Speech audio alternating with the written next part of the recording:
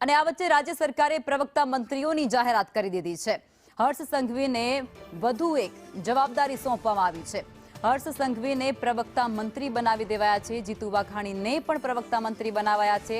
અગાઉ ઋષિકેશ પટેલ સરકારમાં પ્રવક્તા મંત્રી તરીકેની ફરજ બજાવતા હતા, જો કે હવે આ જે ચાર્જ છે તે હર્ષ સંઘવીને સોંપવામાં આવ્યો છે અને આ સાથે જ જીતુ વાઘાણી જેમને પણ પ્રવક્તા મંત્રી બનાવવામાં આવ્યા છે।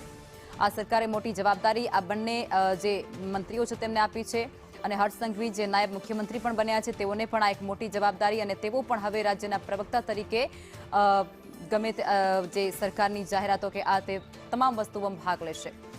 સંવાદદાતા નિર્મલ દવે અમારી સાથે લાઈવમાં જોડાઈ ચૂક્યા છે। નિર્મલ, હર્ષ સંઘવીને પ્રવક્તા મંત્રી બનાવાયા છે, સાથે જીતુ વાઘાણીને પણ એક મોટી જવાબદારી સોંપાઈ છે, શું કહેશો? જો જીતુ વાઘાણી એ ભૂપેન્દ્રભાઈ પટેલની સૌથી પહેલી જ્યારે સરકાર બની હતી, તત્કાલીન મુખ્યમંત્રી સ્વર્ગવાસી વિજયભાઈ રૂપાણીએ જ્યારે રાજીનામું આપ્યું અને ત્યારબાદ ભૂપેન્દ્ર પટેલ અને મુખ્યમંત્રી તરીકેની જવાબદારી સોંપાઈ, એ સરકારમાં પણ જીતુભાઈ વાઘાણી કેબિનેટ મંત્રી રહી ચૂક્યા હતા અને તે સમયે પણ તેમને પ્રવક્તા મંત્રી તરીકેની જવાબદારી સોંપવામાં આવી હતી। હવે ફરીથી એક વખત જ્યારે જીતુભાઈ વાઘાણી કેબિનેટ મંત્રી બન્યા છે અને તેવા સંજોગોમાં આજરોજ જ્યારે સૌપ્રથમ બેઠક એટલે કે ખાતાની ફાળવણી થયા બાદની જે પ્રથમ બેઠક યોજાઈ છે તેની અંદર મુખ્યમંત્રીએ નિર્ણય કર્યો છે। આ નિર્ણય એ પ્રકારનો કરવામાં આવ્યો છે કે જેમાં પ્રવક્તા મંત્રી તરીકે જીતુ વાઘાણીને જવાબદારી સોંપાઈ છે। આ ઉપરાંત પ્રવક્તા મંત્રી તરીકેની જવાબદારીમાં નાયબ મુખ્યમંત્રી હર્ષ સંઘવીનો પણ ઉમેરો થયો છે।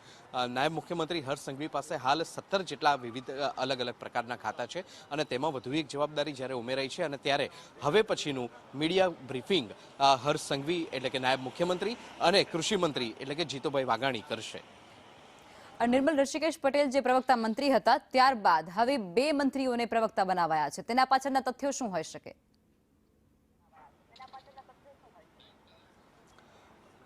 અગાઉની જ્યારે મંત્રીમંડળનું વિસ્તરણ નહોતું થયું તે સમય દરમિયાન ઋષિકેશ પટેલ તેમજ કનુભાઈ દેસાઈ આ બંને મંત્રીઓને જવાબદારી સોંપવામાં આવી હતી પ્રવક્તા મંત્રી તરીકેની, પરંતુ મોટાભાગના કિસ્સામાં આ જવાબદારી નિભાવતા હતા ઋષિકેશ પટેલ।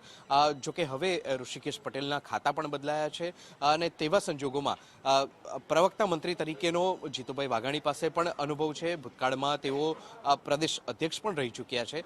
તેવા સંજોગોમાં જીતુભાઈ વાઘાણીના માથે આ કળશ હોઈ શકે છે। આ સાથે નાયબ મુખ્યમંત્રી હર્ષ સંઘવી પણ જાણે છે કે કેવી રીતે ટ્રબલ શૂટર બની શકાય એમ છે, સરકારની સામે આવી પડેલી જે પરિસ્થિતિ છે તેની સામે કેવી રીતે સામનો સરળતાથી કરી શકાય છે તે બાબત પણ હર્ષ સંઘવી ખૂબ સારી રીતે જાણે છે।